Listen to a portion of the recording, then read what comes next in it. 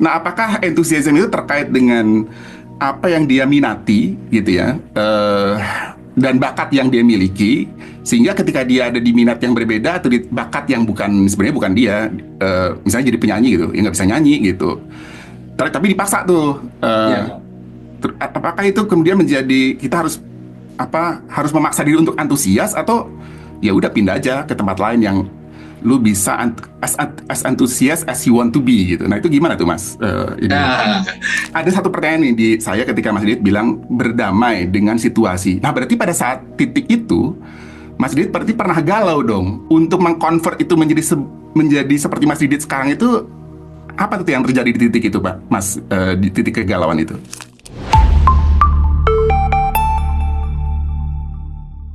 Baik, Bismillahirrahmanirrahim. Assalamualaikum warahmatullahi wabarakatuh. Mas Didit, Waalaikumsalam. ini saya senang banget nih dapat teman baru dikoneksikan oleh Allah Subhanahu wa Ta'ala. Kebetulan ini suasananya masih Ramadan gitu. Saya biasanya jarang, jarang apa namanya, kalau di bulan Ramadan itu saya pengennya tuh istirahat aja gitu di rumah gitu, nggak ngapa-ngapain. Beneran deh, maksudnya itu kayak my month of solitude gitu, sendiri gitu. Tapi saya diberikan kesempatan anugerah oleh rekan saya ini Kak D gitu untuk ketemu dengan salah satu temannya yang luar biasa. Nama lengkapnya Mas Permana Adi Saputra, tapi panggilannya Mas Didit ya. Dan beliau ini Iya, kerja betul atau Mas. mungkin sebagai managing partner di PB TaxN ya, Mas Didit betul ya. Dan Ya, betul kebetulan Mas. dan kebetulan ini saya sedikit memperkenalkan sedikit Mas Didi tentang zona profesi. Jadi karena judulnya ada profesi, ya tentu Hmm. kita Hmm. menghususkan pada dunia kerja gitu, dunia Oke. profesional. Dan memang kita tidak fokus pada mindset, skill set, atau tidak jadi trainer, Mas Didit, tapi sebagai consultant yang mengkhususkan diri pada values-based transformation gitu. Nah, values-based transformation itu apa? Jadi values-based transformation itu mungkin tadi kita sempat di pre-conversation ngobrol bahwa orang-orang itu punya set of belief gitu yang membuat orang itu tergerak gitu. Ada yang orang tergerak karena uang gitu. Nah itu kalau di values based management itu di level satu. Ada orang yang Hmm. tergerak karena mengejar relationship atau connection itu di level 2. Kemudian ada orang yang Hmm. tergerak karena mengejar performance gitu atau achievement itu di level 3. Kemudian ada Hmm. orang yang tergerak untuk ya dia pengen terus belajar aja gitu. Apapun dia jadikan rasanan belajar itu di level 4. Nah, kemudian di level 5 itu ini akan kita bahas nih bareng Mas Didit. Jadi orang-orang yang sudah transform itu ternyata punya energi yang nggak habis-habis tuh. Ya. Dalam hal ini pas banget tuh Mas Didit milihnya enthusiasm. Jadi enthusiasm itu kan sering eh, disamakan atau disinonimkan dengan passion, energi, terus kemudian komitmen, vision juga. Walaupun vision itu kalau di values itu di level 7 sebetulnya. Tapi kayaknya Hmm. sebenarnya sudah di level 7 sih gitu. Cuman karena ini yang ngedrive-nya adalah enthusiasm. Nah, ini kita pengen gali dulu nih. Apa sih yang bikin Mas Didi tuh punya yang namanya set of enthusiasm ini sehingga tuh kayaknya energinya nggak habis-habis gitu Mas Didi? Enggak Mas Didi? Enggak. Oke. Ya, emang menarik ya. Salam kenal semua buat semua yang mendengarkan podcast kita hari ini ya. Eh, Kalau bicara enthusiasm dari mana gitu ya, kita punya semangat enthusiasm, mungkin ceritanya cukup agak ke belakang nih Mas ya. Jadi saya itu dari SMP, mungkin berangkat dari SMP, SMA ya. Saya suka sekali berorganisasi gitu ya. Ternyata buat saya punya kepuasan tersendiri dengan mengikuti organisasi itu. Jadi enthusiasm saya itu atau minat atau kesenangan saya itu ternyata adalah kalau saya mengikuti suatu kegiatan dan saya menyelesaikan sesuatu dengan baik. Itu semacam kayak aktualisasi diri kita sendiri dan itu sudah tercipta dari zaman sejak saya dulu gitu ya. Mungkin itu yang membentuk saya menjadi saya sekarang ini gitu ya. Karena organisasi yang saya ikutin, setiap kali ada event, saya selesai menyelesaikan satu event, saya happy banget. Oh, ini saya bisa selesai satu event ini, atau saya bisa menyelesaikan suatu permasalahan ini. Sehingga itu membentuk bahwa ketika saya bekerja, saya berusaha untuk menyelesaikan pekerjaan saya dengan sebaik-baiknya. Tanpa saya harus berpikir bahwa apakah saya dapat uang apa enggak, gaji saya kecil apa besar. Dulu saya nggak pernah pikir gaji, yang penting saya kerjain aja gitu. Ya alhamdulillah waktu dulu karena saya masih awal-awal bekerja masih nebeng sama orang tua ya. Jadi nggak perlu mikir masalah apa namanya dapur ngebul, nggak perlu mikir apa-apa. Jadi Operating cost-nya ya udah udah di ya. outsource ya. Betul. Betul. Jadi saya bisa fokus di dalam bekerja, dan orang tua saya alhamdulillah sangat mendukung gitu ya, dan itu yang membuat saya menciptakan diri saya untuk bagaimana saya fokus di dalam bekerja tanpa berpikir tadi. Jadi dari awal pun saya nggak berpikir, dan ternyata alhamdulillah Mas, saya juga percaya bahwa ya namanya rezeki itu kan dari Allah ya. Jadi saya melihat dari situ, jadi buat saya kalau saya bekerja dengan baik, saya dengan antusias saya bekerja. Kalau saya kata-kata saya, value saya adalah bekerja dengan hati. Itu yang selalu saya sampaikan kepada staff-staff saya juga, saya ajarkan ya gimana caranya bekerja dengan hati. Artinya bersungguh-sungguh tanpa pamrih, dan kita punya perusahaan yang selalu menghargai orang yang bekerja sungguh-sungguh.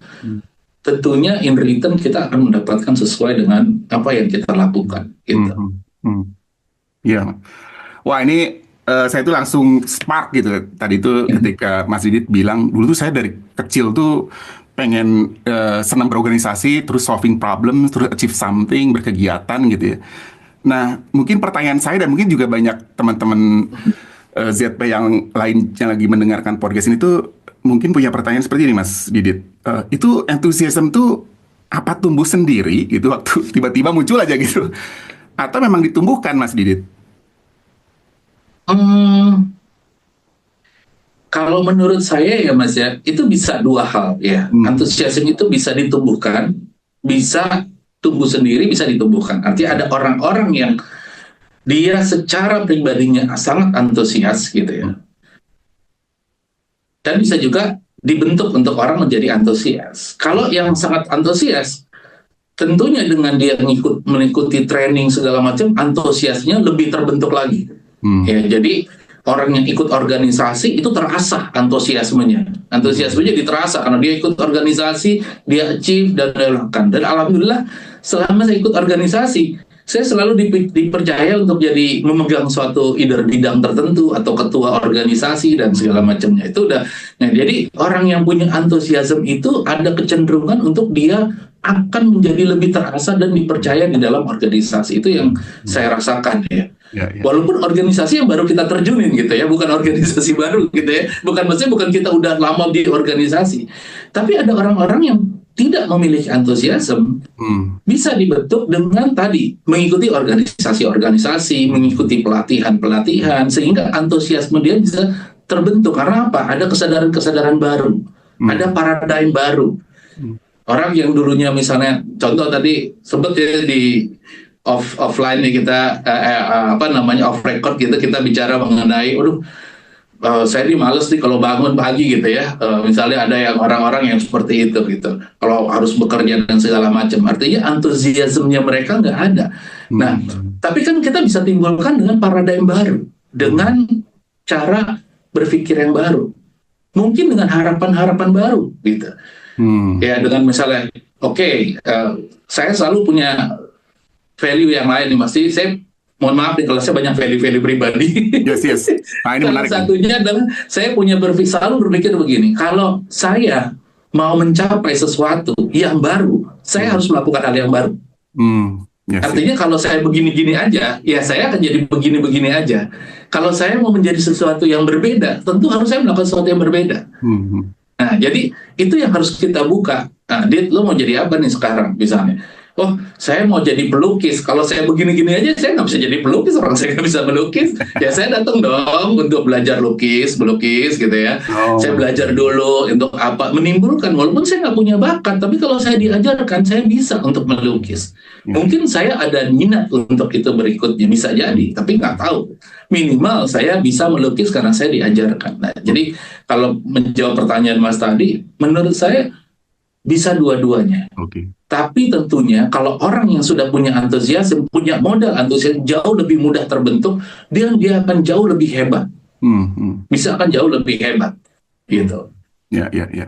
Thank you, Mas. Thank you, thank you. Nah, ini mulai clear nih buat saya nih, karena banyak juga yang termasuk saya waktu dulu tuh mikir kok kenapa saya nggak semangat seperti teman-teman yang lain lah gitu kan. Tuh kalau kerja tuh kayak wah kayak di kedufan gitu.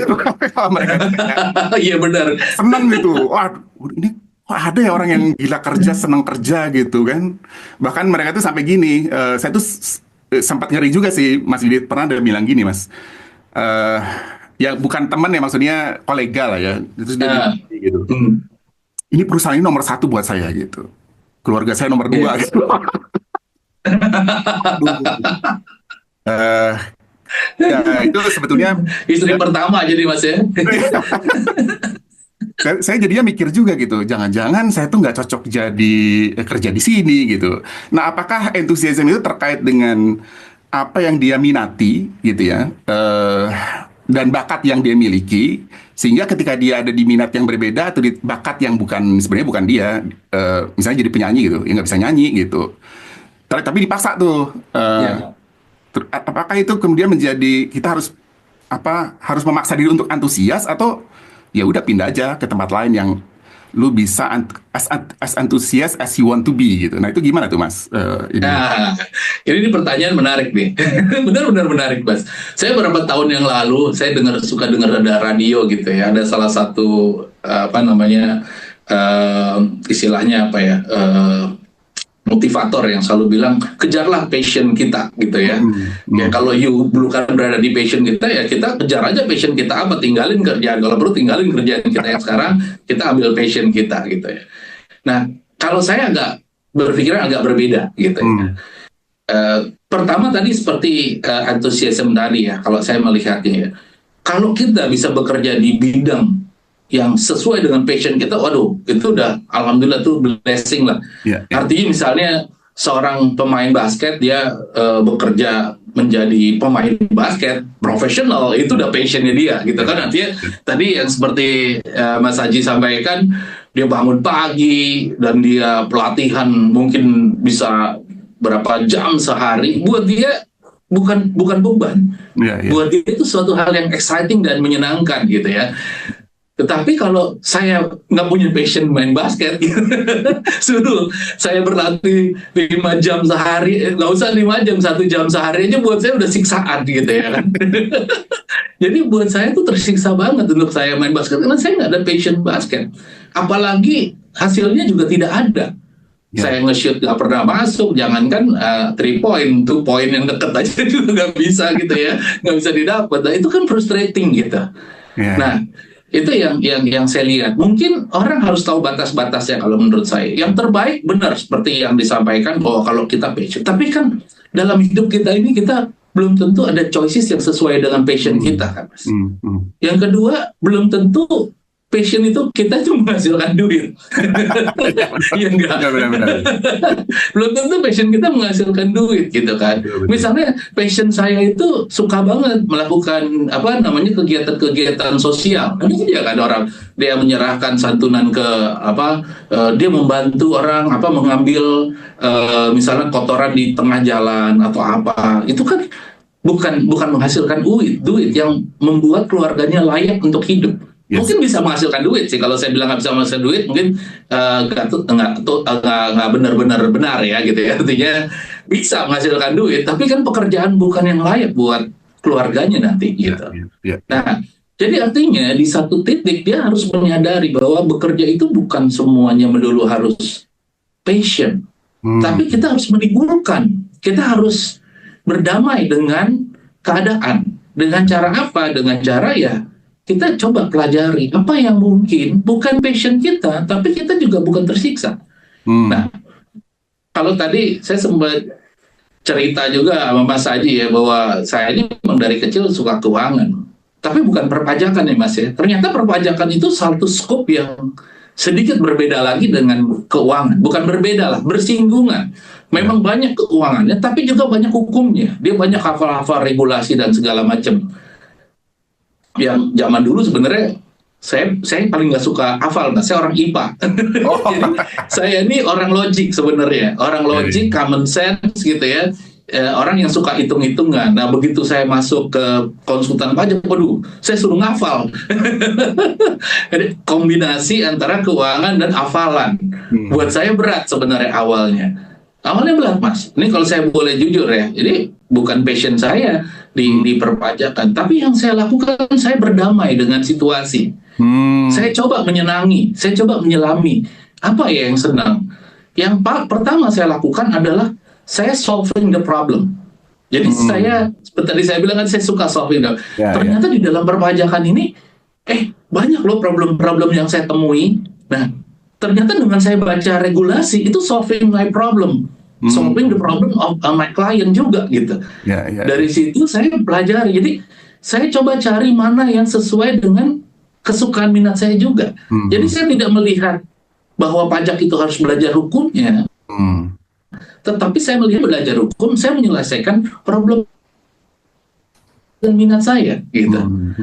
Nah, saya ketemu di situ dengan saya berdamai dengan keadaan. Ternyata saya ketemu, oh ternyata saya bisa suka nih ya, gitu. Di sini dengan saya suka, saya lebih antusias lagi. Apalagi setelah saya bisa menyelesaikan kasus di pemeriksaan, keberatan, banding, gitu ya, di proses-proses perpajakan lebih antusias lagi. Oh ternyata apa yang saya pelajari ini bisa menghasilkan sesuatu kebenaran, gitu. Ya.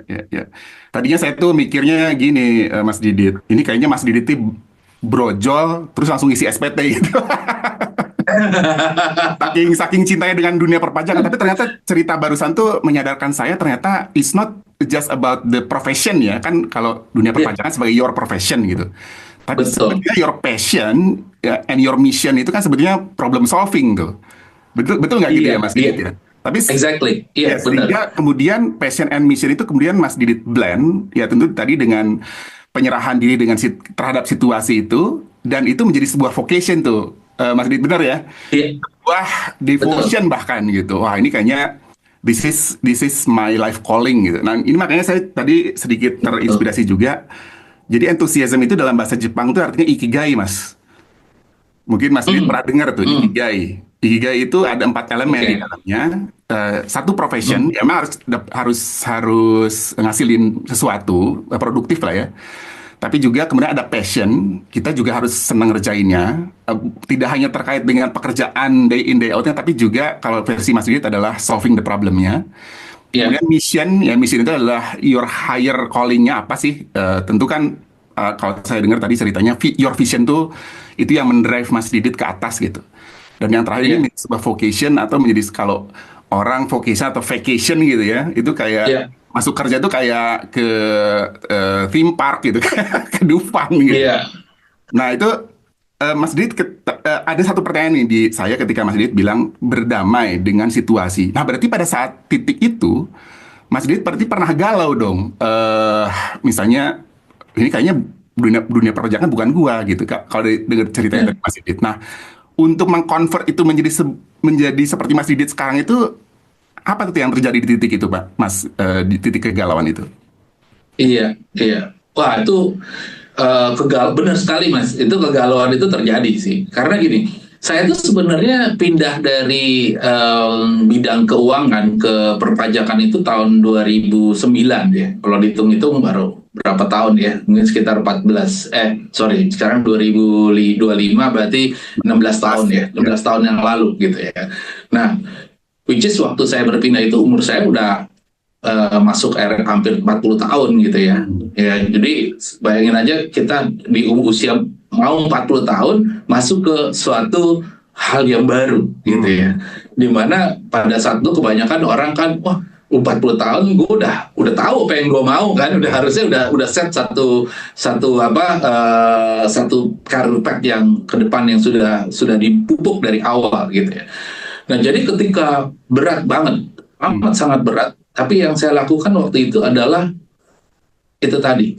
Saya bilang, kalau saya mau menjadi sesuatu, saya harus merubah apa yang saya sudah lakukan. Saya selalu berpikir saya nggak mau jadi orang biasa-biasa saja. Saya mau jadi orang yang luar biasa, minimal buat saya dan keluarga saya, gitu ya. Mungkin bukan buat orang banyak, tapi buat saya dan keluarga saya. Nah, yang saya lakukan adalah saya pindah dari financial consultant menjadi tax consultant.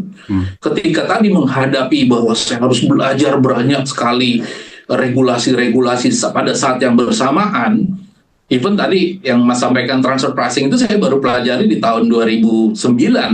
Itu suatu hal yang baru di Indonesia, nggak ada ilmunya.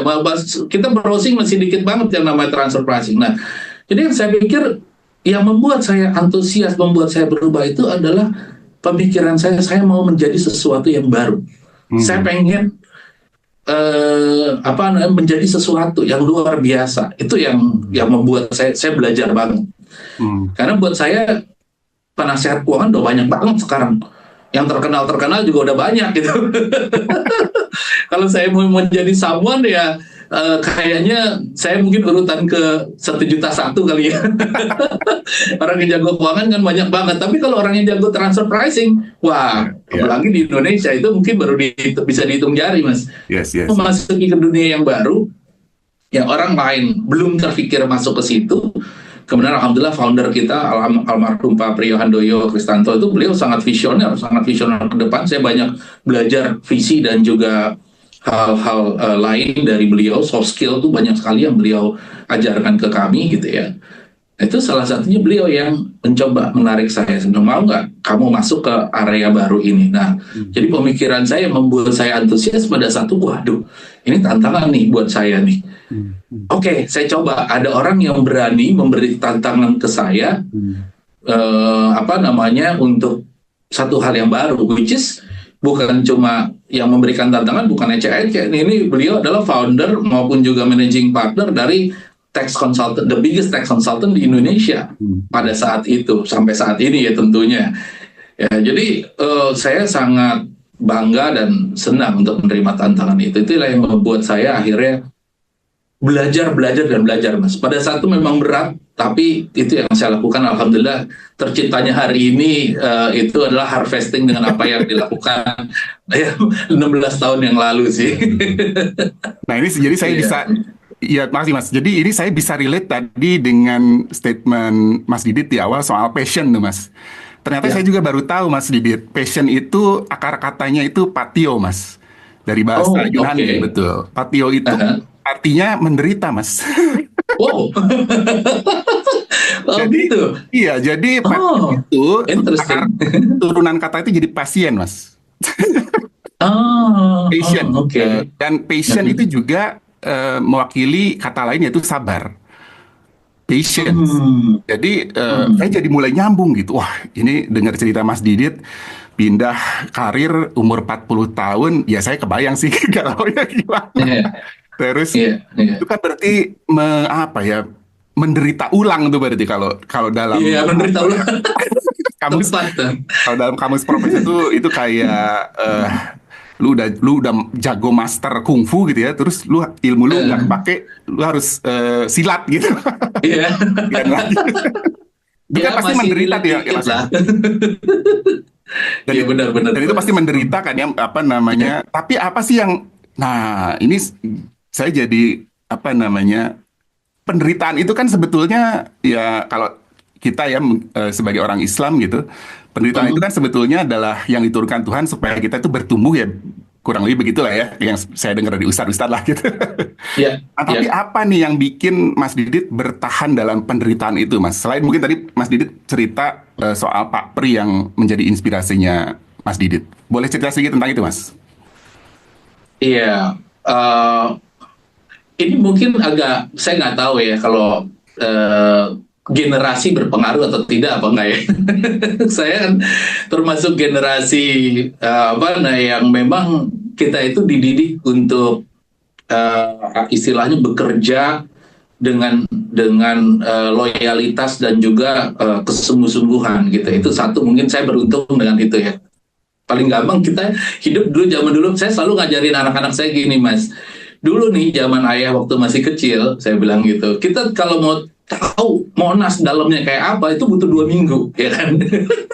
Pertama kita mesti apa namanya cari tahu dulu Monas tuh letaknya di mana. Terus naik bis nomor berapa kalau mau ke Monas, gitu kan? Terus gitu sampai di sana kita lihat, ternyata lagi tutup, balik lagi. Gitu. Jadi bolak-balik. Sekarang anak pakai internet, dia mau lihat isinya Monas mah 1 detik, apalagi udah ada metaverse, sudah ada AI, udah tinggal ketik 1 detik juga udah tahu Monas tuh isinya apa gitu kan. Nggak sampai 1 menit lah, itu bisa tahu. Nah, mungkin itu membentuk kita menjadi lebih apa ya, lebih tough dalam menghadapi kehidupan ini sih ya. Waktu itu yang apa ya, itu sesuatu yang menurut saya pribadi yang terbentuk pada saat itu gitu. Ya. Nah itu satu gitu ya. Jadi saya nggak mudah dan nggak mau menyerah. Itu banyak Mas kisah duka ketika saya kan berarti membangun divisi Mas. Di PB itu, di PB Texan saya membangun divisi hanya dari saya seorang, bayangin aja. Wow. Jadi divisi saya itu tahun 2009 itu cuma saya sendiri. Saya jadi partner, saya sendiri. Kemudian sekarang alhamdulillah saya udah ada punya staff 50 orang Mas. Ada kita 2 partner, 2 grup. Udah ada 50 orang lebih yang di divisi saya doang ya, yang hanya di divisi racing aja dari ya 16 tahun yang lalu, dan itu mengembangkan sendiri. Bayangin aja, kita mesti belajar knowledge-nya, mengajarin anak buah kita yang baru kita di ini, kemudian mengorganisir sumber daya manusia dan juga material gitu ya, secara bersama-samaan. Itu memang berat. Yeah. Itu butuh keteguhan, butuh keinginan, dan dulu zaman internet dulu masih sedikit sekali, nggak seperti sekarang mudah sekali tahu mengenai transfer pricing, itu gampang banget. Itu emang butuh apa namanya konsistensi dan keteguhan sih. Gitu sih Mas. Saya nggak tahu kalau sekarang saya masih sanggup nggak ya kalau disuruh lagi kayak begitu. Nah itu dia tuh Mas, ini kan saya tuh sering dapat, saya kebetulan sekarang memenuhi panggilan jiwa saya untuk menjadi pengajar Mas Didit di Telkom University. Dan dengan seiring dengan itu saya ketemu dengan banyak sekali anak-anak muda kan, para pemuda harapan bangsa lah gitu. Dan banyak yang dikeluhkan dari anak-anak muda ini itu dibilang mereka adalah generasi instan Mas, kurang sabaran gitu. Ini juga relate dengan kita Mas Didit barusan gitu. Mau lihat Monas zaman dulu 2 minggu gitu kan. Artinya patience dengan passion itu kan beriringan tuh, dengan penderitaan juga beriringan gitu. Nah sekarang pertanyaannya, gimana caranya supaya ini mungkin relate dengan adik-adik kita lah ya di Gen X atau milenial, Gen Y milenial gitu, dan juga Gen Alpha yang mau datang nih ke dunia kerja.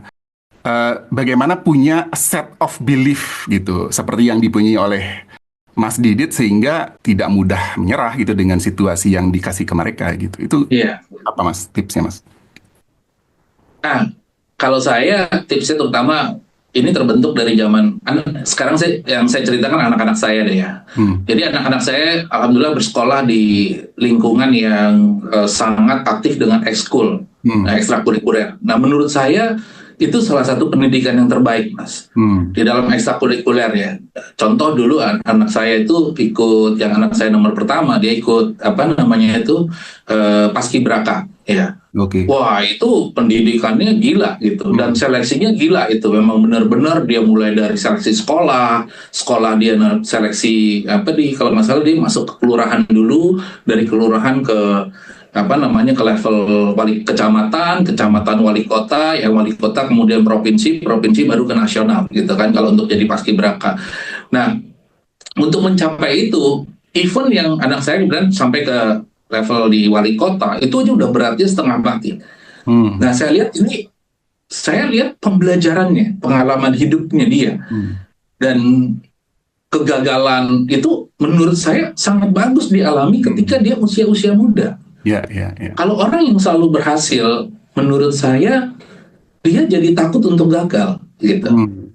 Nah, jadi kalau saya sangat memberikan ruang anak-anak saya itu untuk aktif di kampusnya, bukan hanya belajar, tapi dia harus aktif di dalam ekstrakurikuler.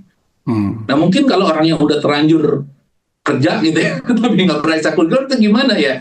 Kalau menurut saya, ya dia bisa aktif di dalam organisasi-organisasi sosial misalnya seperti itu. Karena di dalam pekerjaan semua sudah teratur, udah rapi, ada SOP-nya, dia harus Ya. punya A to Z dan segala macam. Kita udah mungkin dia sudah terbentuk. Nah, sedangkan kegagalan-kegagalan dan keberhasilan itu Hmm. dirasakan ketika justru kalau saya belajarnya dari ekstrakurikuler atau saya di Hmm. dalam organisasi-organisasi sosial ini, kita terjun ke masyarakat, kita berhadapan dengan orang yang tidak mengenal kasta, dia bos sama bawahan. Kita semua sama. Ini organisasi sosial. Kalau kita ketua organisasi gitu ya, terus kita marah-marah sama sekretaris organisasi, dia besok tiba-tiba nggak mau datang lagi, nggak mau jadi Ya, sekretaris, bisa. Saya mengalami hal-hal seperti itu. ya. Itu kegagalan saya, sehingga saya bisa belajar dari situ Hmm. untuk ketika saya bekerja. Hmm. Jangan saya gampang marah sama orang dan harus bisa beradaptasi dan segala macam. Itu ketika saya berorganisasi. Kalau Hmm. saya usulkan adalah mereka dari situ. Hmm. Satu, aktif di dalam organisasi ini. Mungkin kalau buat teman-teman yang masih SMA atau lagi mau mendidik anak-anaknya ya. Nah, alhamdulillah saya lihat anak saya pertama, kedua, dan ketiga semua adalah aktif di organisasi dan mereka mengalami kegagalan-kegagalan dan keberhasilannya masing-masing. Hmm. Hmm. Gitu. Dari situ tumbuhlah orang menjadi lebih tough, yang memang oh ya, kegagalan itu sesuatu hal yang harus kita hadapi dan kita cari lagi yang baru, kita gapai lagi yang baru, dan kita punya plan A, plan B, plan C. Kalau kita gagal di sini, apa yang harus kita lakukan? Ya, Gitu. ya, ya. Itu sih yang Ya. yang saya suruh. Wow. Wah, ini tips yang apa ya? Sangat-sangat eh, layak untuk diterapkan nih sama adik-adik kita ya yang masih ya mungkin nanti meniti sebagai seorang profesional nantinya gitu. Tapi tidak hanya sebagai profesional, Betul, tapi sebagai as a human being juga ya, tidak hanya dalam betul. konteks profesi dan organisasi. Saya jadi ingat ini, Mas Didit. Saya kan dulu ikut ekstrakurikulernya itu bela diri Kempo, Mas Didit. Wah, Itu berat-berat. Kempo itu dari ya pokoknya saya tuh nggak apa namanya naik tingkat tuh lama banget gitu. Mungkin 3 tahun baru naik satu sabuk. Tapi di situ tuh saya tuh sampai sempat frustasi terus saya ini mau keluar kan. Terus senseinya bilang gini, sensei itu guru gitu ya. Sensei Ya, bilang gini, eh belajar bela diri itu kamu nangis-nangis di dojo, tapi kamu bisa ketawa nanti di pas waktu kamu perang gitu. Organisasi itu ya, kan mengajarkan kita supaya kita ketemu tembok kan, jeder, jeder, jeder gitu, sampai betul, kita gagal berkali-kali, kita fail early, tapi juga learn early gitu ya, sehingga kita punya kedewasaan yang ya, mungkin lebih tinggi dibanding teman-teman sebayanya yang lain mungkin. Dan juga dalam konteks betul. profesi dan organisasi, ketika dia masuk kerja, dia sebetulnya sudah sangat siap gitu menjadi seorang profesional. Ya, belajar dari kegagalan kan, kita tahu bahwa kegagalan kan sukses yang tertunda ya. Jadi belajar dari jangan di apa, kegagalan itu bukan suatu kesedihan. Kalau saya selalu melihatnya gitu. Dalam hidup ini kegagalan itu adalah sebenarnya itu adalah pelajaran hidup. Jadi kalau saya selalu menyimpan sebuah pengalaman saya di otak saya, dan jangan sampai kita ulangi lagi, justru itu malah menjadi pengalaman hidup kita gitu. Hmm. Nah, itu yang selalu saya ajarkan juga ke anak-anak saya. Kalau di rumah saya selalu ngajarin, nih loh ayah begini gitu ya. Jadi mengajarkan mereka bukan dengan apa memarahi atau apa, dari pengalaman hidup kita aja. Hmm. Yang tujuan utamanya adalah jangan sampai mereka mengalami kegagalan yang seperti kita alami, karena kegagalan itu bisa dami, Mas. Jadi nggak usah kita yang mengalami kegagalan gitu ya. Hmm. Jadi Ya, ya. kegagalan. Jadi artinya yang paling bagus, saya selalu mengajarkan ke anak-anak saya, yang paling bagus itu adalah kegagalan yang dummy. Jangan kegagalan yang real gitu. Nah, kita belajar dari kegagalan orang Yes, lain, yes, maksud yes. saya gitu kan. Betul, Nah, betul, ya. betul, betul, betul. Gitu. Jadi apa namanya? Oh, ini orang lain, termasuk juga experience. Hmm. Ya, jadi ini mungkin salah satu, ini out of topic kali ya. Saya selalu sharing sama teman-teman saya yang mereka Pak, saya gimana sih caranya kita ice breaking, dia bilang gitu. Oh, ice breaking itu ya kamu mesti banyak belajar, saya bilang. Contoh, gimana caranya supaya you bisa deket sama orang, you harus pelajari orang itu. Misalnya dia suka golf. Nah, nggak perlu kita juga bisa golf, tapi kan kita bisa punya dummy experience, baca buku golf yang banyak. Paling nggak kita bisa speak on the same language kan. Misalnya kita bisa ngobrol mengenai, oh Bapak kemarin main dapat skornya berapa Pak? Oh, dapat birdie atau dapat apa nih Pak? Gitu, par atau apa? Gitu kan, misalnya. Paling nggak kita bisa speak the same language. Kita nggak bisa naik sepeda, paling nggak kita ngerti lah tipe-tipe sepeda atau apa gitu ya. Nah, begitu juga kegagalan gitu ya. Saya selalu bicara bahwa pelajari kegagalannya apa supaya kita nggak jatuh di lubang yang sama dari kegagalan orang lain. Jadi, nah tips yang kedua, nggak perlu kita sendiri yang gagal. Kita bisa mencuri kegagalan orang lain. Yes, gitu. yes.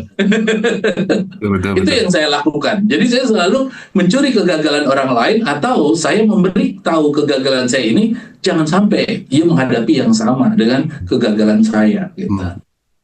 Ya, ya. Wow. Ini semakin Mas Didit menyampaikan ceritanya, ini semakin banyak ribuan pertanyaan yang muncul.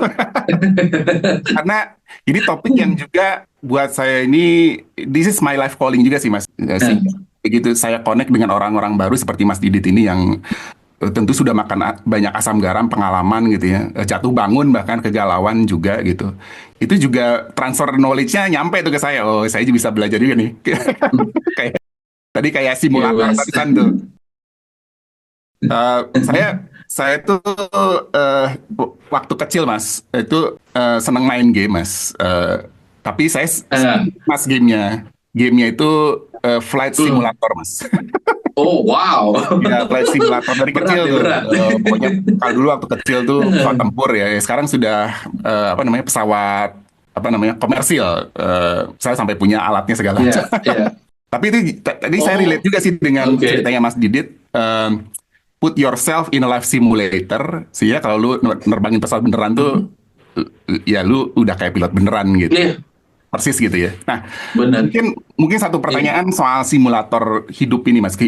Kalau Mas Didit tuh, apakah simulator ini Mas Didit create sendiri gitu ya?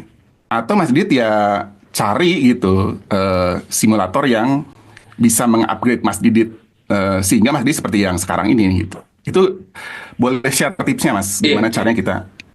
Nah, kalau dianalogikan dengan simulator benar sekali itu, Mas. Jadi memang saya mencari simulator yang tentunya apa namanya bisa menginspirasi saya atau bisa mencerahkan saya gitu ya. Karena kita harus mencari orang yang lebih jago dari kita gitu ya. Itu pasti kalau gampangnya gitu kan. Nah, jangan kalau kita mau sukses ya kita harus bergaul sama orang sukses ya Mas. Saya selalu punya pikiran gitu. Jangan bergaul sama orang yang gagal gitu. Yes, yes. Jadi kan kita harus mencari, jangan kita berdiskusi, jangan kita minta belajar kegagalan sama orang yang gagal terus. Kita kan mesti berdiskusi dengan orang yang sukses dong gitu kan. Kegagalannya dia apa? Kok dia bisa sukses sekarang? Dia kan pasti menghadapi kegagalannya dia juga. Nggak mungkin orang yang sukses itu nggak pernah gagal. Pasti dia pernah gagal. Nah, saya selalu pertanyaan saya kemudian banyak klien-klien kami yang high profile ya. Pertanyaan saya selalu satu Mas kepada mereka. Pak, gimana Bapak bisa sesukses saat ini? Apa sih yang Bapak lakukan, Bapak bisa sesukses kayak ini tuh gimana gitu. Itu pasti pertanyaan itu saya lontarkan ke para konglomerat kalau saya ketemu dengan beliau gitu ya klien-klien kita. Yang saya tanya bukan keberhasilannya, tapi bagaimana beliau untuk meneliti sampai sekarang. Berarti dari sejak di awal gitu. Awalnya itu gimana? Itu yang coba saya ikuti path-nya dia. Apa sih yang mereka lakukan? Itu sih Mas. Jadi saya selalu mencari. Jadi misalnya siapa nih kalau dulu waktu zaman dulu saya transfer pricing, yang saya cari siapa yang jago transfer pricing di dunia, bahkan bukan cuma di Indonesia. Saya cari jago. Ternyata alhamdulillah kita kan Texan Global Organization. Dulu paling jago itu India, ya satu Netherlands dan kemudian yang ketiga Kanada waktu itu. Jadi saya belajar dari Texan India, Netherlands dan Kanada. Saya cari tahu dari mereka. Bahkan saya mendatangkan mereka ke Indonesia untuk mengajarkan kita. Kalau saya suruh baca sendiri, waduh otodidak mah udah kelepek-kelepek Mas. Udah gerah ya. Ya, jadi itu loh. Jadi pemikiran-pemikiran, saya harus ada simulator-simulator itu yang mengajarkan kita, karena at the end of the day yang namanya otodidak memang bagus, tapi kita nggak punya kemampuan. Kita harus ada orang, harus ada coach atau instruktur yang memberikan ajaran, karena coach itu mempermudah kita memberikan path-nya. Seperti Mas Haji juga sekarang banyak membantu untuk manajemen consulting. Kenapa orang perlu manajemen consulting? Karena butuh orang yang mengguidance. Ya. Saya ini walaupun saya udah top manajemen, karena kan mungkin Mas Haji juga tahu kan, pemimpin itu kan nggak ada sekolahnya. Dulu waktu kita sekolah kan nggak pernah diajarin, nggak ada mata kuliah pemimpin ya Mas. Nggak ada. Baik, mulai dari SD sampai kita kuliah nggak ada mata kuliah pemimpin. Pemimpin itu dipelajari di masyarakat. Padahal di semua kehidupan kitanya harus jadi pemimpin. Yang paling kecil aja kita memimpin diri sendiri. Yes. Yang gedean dikit mimpin keluarga, gedean lagi mimpin anak buahnya, mungkin baru 1-2, gedean lagi dia mimpin organisasi, mimpin dunia bahkan di beberapa negara besar gitu kan. Nah, padahal nggak ada sekolahnya nih, gimana ya tadi mencari simulator tadi, itulah salah satu cara saya sih. Memang kita pilih Mas, itu harus memilih. Merasa, gue kok hidup gue begini-gini gitu ya. Padahal gue banyak temen. Nah, coba mulai berpikir, teman-teman gue begini-gini aja juga. Kalau teman-teman gue begini aja, cobalah mulai lo berteman dengan orang-orang yang nggak begini-gini aja, orang-orang sukses. Berteman bukan artinya berteman itu bahwa kita harus mengikuti dia kemana aja, enggak. Artinya berteman ya kita memiliki hubungan, mencari tahu dan segala macam. Kita punya mission di dalam pertemanan tersebut gitu. Dan juga bukan tujuannya untuk mencari duit pinjaman uang ya, tetapi mencuri knowledge-nya tadi dengan hal yang positif, tapi kata-katanya mungkin mencuri knowledge-nya dia, yang orang pasti rela-rela aja kalau yang dicuri itu knowledge ya, jangan duit gitu. Itu saya jadi ingat ini Mas, Didit. Ada kaos tuh ya. Saya tuh lagi di jalan ya, terus ada orang pakai motor, terus kaosnya tuh belakangnya tulisannya lucu gitu. Anda ramah, kami curiga. Jangan-jangan mau minta duit. Tapi anyway, itu joke aside gitu. Tapi thank you Mas. Saya ini ngomongin entusiasme memang kemana-mana, betul sih seperti Mas Didit bilang gitu. Karena ini nyambung ke berbagai hal yang kemudian menjadi sebuah our set of belief gitu ya. Dan kalau saya boleh simpulkan, mungkin ini sebagai sesi penutup gitu ya, saya tuh jadi dapat satu quote-nya adalah antusiasme atau kesuksesan itu dibentuk dari menikmati tantangan dan menghayati serta mempelajari kegagalan gitu. Jadi itu saya terima kasih loh, pembicaraan ini buat saya sangat-sangat insightful gitu ya. Dan satu lagi mungkin tadi cerita hidupnya Mas Didit nih, setiap kegalauan itu ternyata menjadi titik transformasi baru kan ya. Kenapa gue begini? Ya, sehingga setiap orang yang galau itu sebetulnya berpotensi untuk bertumbuh kan ya, kalau dalam konteks benar. Betul. Sangat Mas, sangat. Loh, kalau segala sesuatu perubahan itu kan timbul dari kegalauan. Betul. Iya, adanya Gojek, katanya ceritanya Pak Nadiem Makarim itu timbul karena kegalauan beliau mau naik kendaraan yang simple dan di dalam kondisi bisa nyelip-nyelip. Nah, timbullah Gojek gitu. Setuju, itu sangat setuju Mas, kesimpulan yang sangat tepat.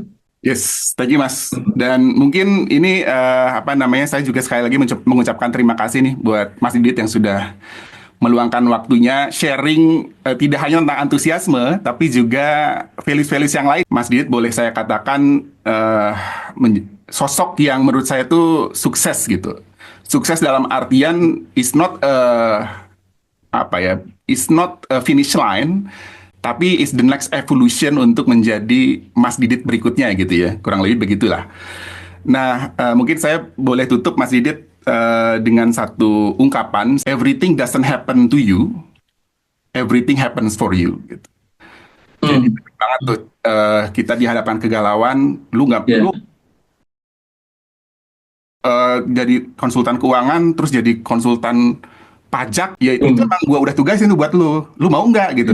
Kalau lu mau ya lu ambil tantangannya gitu. Jadi Thank you banget Mas Didit. Saya sangat-sangat inspired. Mungkin dari Mas Didit ada kata penutup untuk menutup sesi kita siang hari ini, Mas Didit. Iya, saya juga banyak belajar nih dari pertanyaan-pertanyaan Mas, juga dari sharing-sharing Mas tadi gitu ya. Wah, menarik juga tuh tadi bahwa passion itu dari kata patio itu ya memang ternyata itu hal yang apa namanya, hal yang baru juga dibuat saya. Saya pikir passion itu justru karena minat, kesenangan gitu ya gitu. Ya, mungkin kalau dari saya untuk menyemangati ya, kalau ada yang lagi galau tadi atau yang lagi stuck dengan satu karir dan segala macam, cobalah lihat dengan paradigm yang berbeda. Coba timbulkan antusiasme sendiri. Mungkin nggak harus kita keluar dari situasi yang ada, tapi cobalah lihat dari paradigm yang berbeda. Dilihat dari masing-masing, ya insya Allah mungkin dengan banyak juga tentunya beribadah, kita mohon pada Allah, apalagi di bulan Ramadan yang penuh berkah ini, insya Allah Allah akan memberikan dengan caranya dan dengan jalannya sendiri. Dan tentunya apa yang diberikan cobaan hidup ini merupakan suatu apa namanya bagian dari, kalau kita jalani dengan sabar, adalah bagian dari pahala buat kita semua. Itu sih Mas. Masya Allah, Masya Allah.